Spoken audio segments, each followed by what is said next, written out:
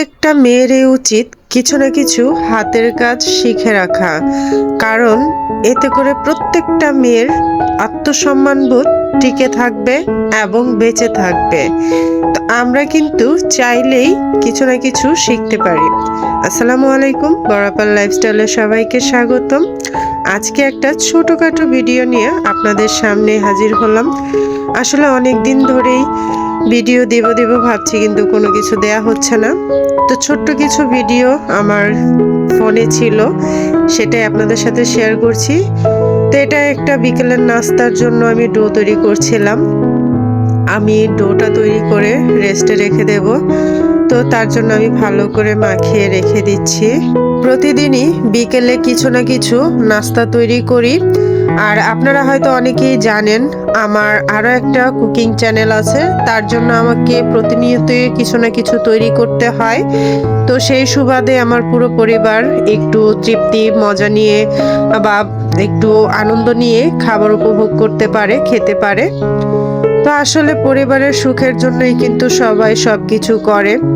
তো অনেক সময় দেখা যায় একটা পরিবারে থাকতে গেলে হাজবেন্ডের ইনকামে, স্বল্প ইনকামে, নির্দিষ্ট বাজেটের মধ্যে কিন্তু অনেক সময় নিজের শখ আহ্লাদ পূরণ হয় না।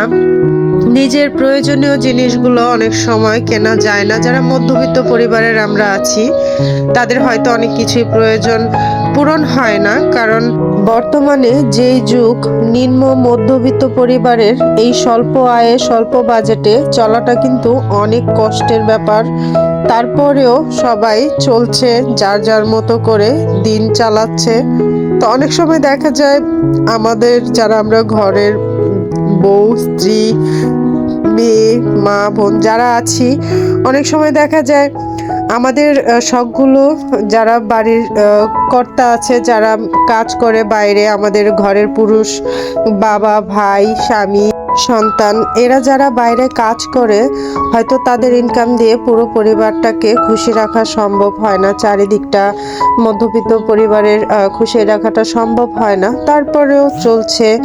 এর ভিতরে দেখা গেল নিজের যদি কিছু জরুরি জিনিস থাকে, প্রয়োজন থাকে, কোথাও আসা যাওয়া লাগে, নিজের খরচ যেটা হয়, মিনিমাম খরচটা মহিলাদের, সেটা কিন্তু চাইলে আমরা নিজেরা বহন করতে পারি। কারণ প্রত্যেকটা মেয়েরই উচিত কিছু না কিছু কাজ শিখে রাখা। এতে করে আমরা যারা ঘরের মহিলা মানুষ, মেয়ে, মা, বোন, মেয়েরা আছি, আমাদের নিজের টুকিটাকি খরচ কিন্তু আমরা চাইলেই নিজেরা চালাতে পারি। আমাদের নিজস্ব যে আত্মসম্মানটা নিজের মধ্যেই থাকবে, নিজের উপার্জনের টাকা দিয়েই কিছু করতে পারবেন। নিম্ন মধ্যবর্তী পরিবারের বউ, মেয়ে, মা, বোন যারা আছে, সবাই কিন্তু চাইলে নিজের থেকে কিছু না কিছু কাজ করে নিজের খরচটা চালানো যায়, নিজের ছোট ছোট প্রয়োজনগুলো মেটানো যায়। আর এরকম করে কিন্তু আপনারা চাইলে কিছুটা সঞ্চয় করে নিতে পারেন। আর আমাদের প্রত্যেকেরই উচিত কিছু না কিছু সঞ্চয় করার জন্য, কারণ এই সঞ্চয়টা এক সময় দেখা যাবে, বিন্দু বিন্দু সঞ্চয়টা আপনার পরিবারের জন্য এক সময় বিশাল হয়ে কাজে লাগবে।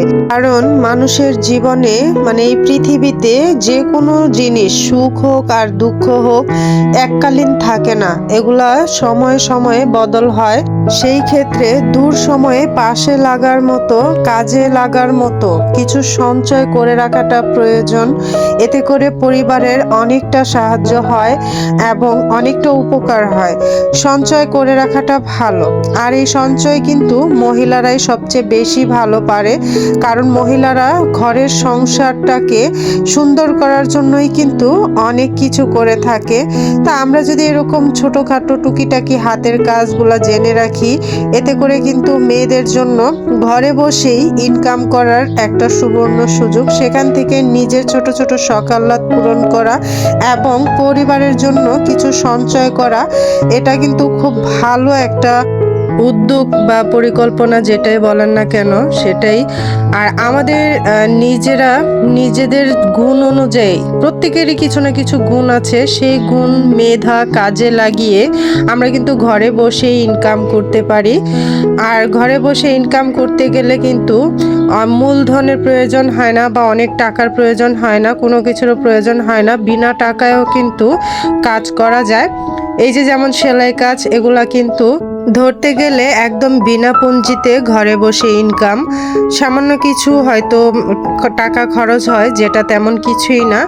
এছাড়া কিন্তু বিনা পুঁজিতেই এই কাজটা করা যায়। তো আপনারা চাইলে কিন্তু এরকম ছোটোখাটো কাজ করতে পারেন। তো দেখুন, আমি কিন্তু আপনাদের সাথে কথা বলতে বলতে একটা কামিজের হাতা আমি ডিজাইন করলাম।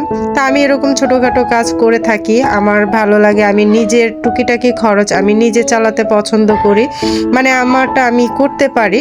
তো দোয়া করবেন যাতে এরকম করে ছোটোখাটো কাজ করেও আমি নিজের এবং পরিবারের কিছু হলো হেল্প করতে পারি, এবং আমি মাঝে মাঝে কিছু আমার জন্য সঞ্চয় করি, যেটা আমার বিপদের সময় আমি কাজে লাগাতে পারি।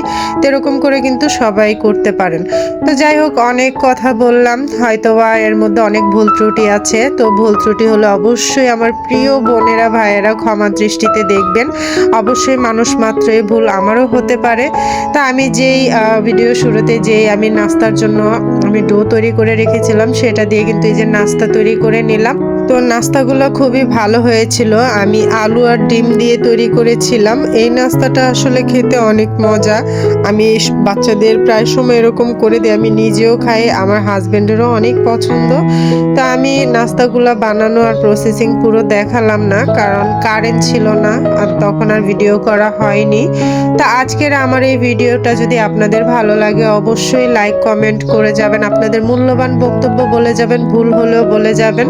আর আমার আজকের এই নাস্তাটা আপনাদের কেমন লেগেছে সেটাও জানাতে ভুলবেন না। আপনারা অবশ্যই বাচ্চাদের এরকম সুন্দর করে নাস্তা তৈরি করে খাওয়াতে পারেন।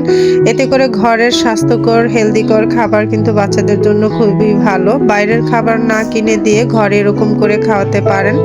তো আমি এই যে ওই নাস্তাটা আমি কিভাবে করেছি সেটা দেখে দিয়ে, ভিতরে কিন্তু আলুর পুর ছিল। তো এটাকে একটা সবজি বন রুটি তৈরি করেছিলাম, মানে ডিম আর আলু দিয়ে। তো এর মধ্যে আমি সস দিয়ে এটা বার্গার টাইপের করে নিয়েছি, মানে খুবই ভালো লেগেছে খাবারটা। তা আজকের সম্পূর্ণ ভিডিওটা দেখে আপনাদের অবশ্যই মন্তব্য জানাতে ভুলবেন না। আর অবশ্যই আপনারা কে কে আমার মতো এরকম ঘরের পাশাপাশি ইউটিউবের পাশাপাশি আপনারা হাতের কাজ করেন, কে কি কি হাতের কাজ করেন অবশ্যই জানাবেন।